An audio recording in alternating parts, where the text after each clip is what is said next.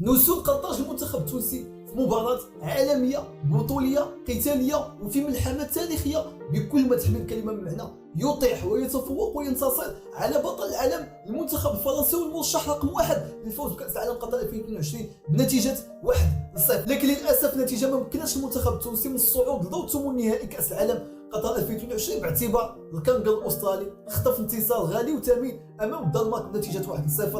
صراحة خسارة أن المنتخب التونسي ما يتأهلش دور الثمن بأداء خرافي أمام المنتخب الفرنسي وفي مباراة عالمية أمام الدنمارك باش تجمع 4 النقاط مع الدنمارك ومع فرنسا وتخسر مع أستراليا. يعني صراحة حسرة كبيرة لكل الجماهير التونسية والعربية بخروج منتخب كان يستحق الأفضل، منتخب كان هو الأشجر باش يتأهل على الأقل في المركز الثاني. لكن المنتخب التونسي كان اعتقد على أنه أضاع فرصة التأهل التاريخي لأول مرة في تاريخ المنتخب التونسي لثمن نهائي كأس العالم في المقابله اللي جمعته امام استراليا. مقابله صراحه اللي ارتكبت فيها مجموعه من الاخطاء.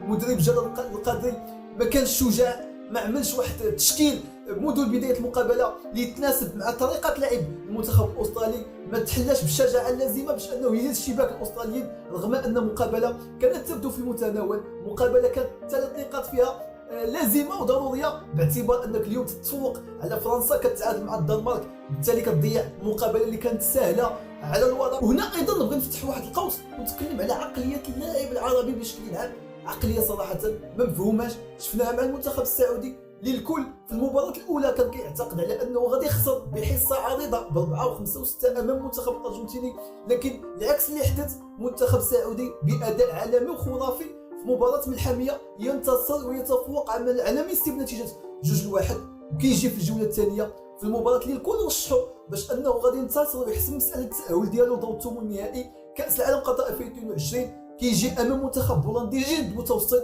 وكيخسر بنتيجة 2-0.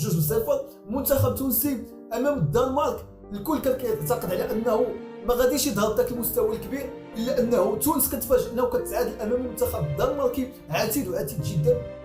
في الجوله الثانيه منتخب تونسي الكل راهن عليه باش ياخذ 3 نقاط امام المنتخب الاسترالي في المباراه الاسهل اللي عنده في المجموعه ديالو، الا انه كيفاجئ الجميع وكيخسر وكيرجع في الجوله الثالثه امام بطل العالم ويتفوق عليه بنتيجه 1-0 باداء اكثر من رائع. الشيء اللي كيأكد مره اخرى على ان مشكل المنتخبات العربيه بالاساس هو مشكل ذهني باكثر ما هو تكتيكي او تقني. كنتمنى واحد الموفق للمنتخب التونسي في باقي المسابقات. شخصيا كنتمنى على انه ما تمش اقاله ديال المدرب جلال القادري ويحافظوا على الاستقرار على مستوى الاداره التقنيه.